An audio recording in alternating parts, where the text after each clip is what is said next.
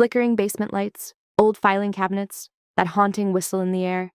For 9 seasons, we thought we knew Mulder and Scully inside out, but some of the deepest details were hiding in plain sight the whole time. Here are 8 overlooked moments that quietly make the X-Files even richer. Number 1.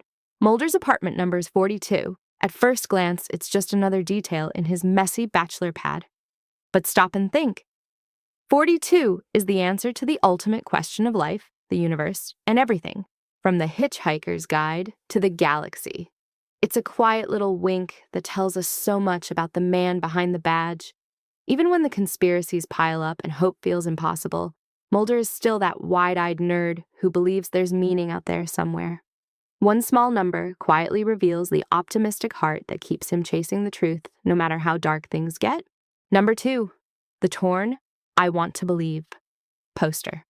That iconic, "I want to believe" UFO poster on Mulder's office wall never stays in perfect condition.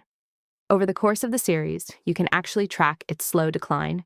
It gets torn at the edges, stained by coffee or blood or tears, taped back together, and occasionally replaced with a fresh copy. It's not lazy set design. Every new rip and wrinkle mirrors Mulder's own battered faith. Every time the syndicate lies to him, every time he loses Scully for a little while, every time the truth seems further away than ever, the poster takes another hit. Yet he keeps putting it back up. It becomes the silent, visual diary of his stubborn refusal to stop believing, even when believing hurts.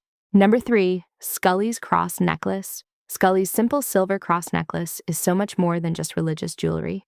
It starts as a quiet family heirloom she wears almost every day, but as the seasons unfold, it slowly transforms into something far more meaningful. Mulder returns it to her bedside when she's dying from cancer. It reappears during her moments of deepest doubt and her quietest triumphs. Without a single extra line of dialogue, that cross becomes the perfect, silent symbol of Scully's entire internal struggle, the constant tug-of-war between her rigorous scientific mind and the lingering possibility of something bigger, something spiritual. It's one small object that quietly carries the emotional heart of her character arc across the entire series. Number 4, the basement office built from scraps. The legendary X-Files basement office wasn't built to look impressive or cinematic. It was literally assembled from whatever leftover filing cabinets, mismatched desks, and old furniture the studio could find, including pieces that once belonged to other Fox productions like Star Trek sets, the most unwanted office in the entire FBI building. Constructed from the discarded scraps of sci-fi history. It's the perfect unspoken metaphor for the show itself. 2 agents banished to the basement, forced to handle the weird, the unexplained, and the embarrassing cases that nobody else in the government wanted to touch.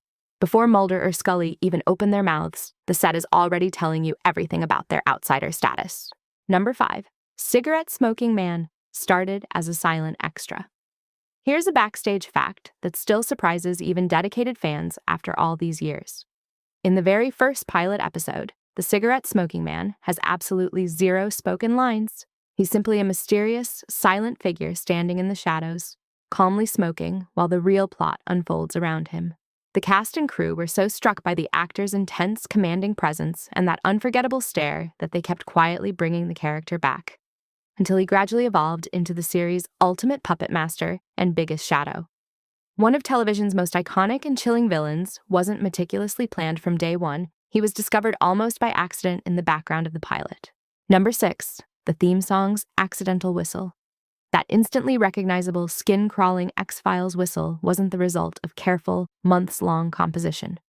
Mark Snow was sitting frustrated at his keyboard, desperately trying to create something dark and modern. He was experimenting with sounds inspired by the Smiths when he accidentally hit one broken, out-of-tune key.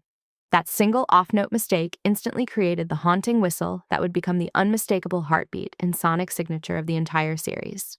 It's a beautiful, almost poetic reminder that sometimes the most memorable and iconic moments in television history are born not from grand plans, but from happy little accidents in the studio. Number 7, the graveyard tribute to Kim Manners. In one unforgettable episode, a very hungover Mulder wakes up outside, slumped against a gravestone in a quiet cemetery. If you pause and look closely at the engraving, it reads, "Kim Manners, kick it in the ass."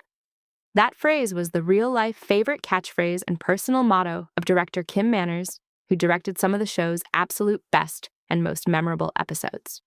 It's a small, heartfelt, and deeply respectful tribute hidden in plain sight. a loving inside joke from the cast and crew to the man who helped shape the tone, the pace, and the quality of The X-Files for so many years. Number 8. The boat named Piper Maru. During the massive, sprawling alien mythology episodes, sharp-eyed viewers will spot a mysterious black ship called the Piper Maru. The name wasn't chosen randomly or for cool factor alone. The boat is actually named after Gillian Anderson's real-life daughter. One tiny, personal detail quietly slipped into the heart of the grand government conspiracy and alien invasion storyline. It's a gentle human reminder that even when the plot dives deep into cosmic horror and global cover-ups, the people creating the show never forgot the real human lives and personal stories happening behind the camera. And finally, Mulder's quiet human side. And then there are those brief but incredibly powerful glimpses into Mulder's own fragile humanity. We see his childhood obsession with astronauts in space, the subtle hints dropped about past petite mal seizures, and the way he continues to cling to wonder and hope even after losing partners, family, and almost everything that mattered to him. These small, quiet, vulnerable details transform the legendary monster-chasing FBI agent from a cool, quippy hero into a deeply relatable, broken man who never quite stops searching for answers. They make his obsession feel painfully real instead of purely dramatic. These quiet details are why The X-Files still feels alive. The truth is out there, if you know exactly where to look.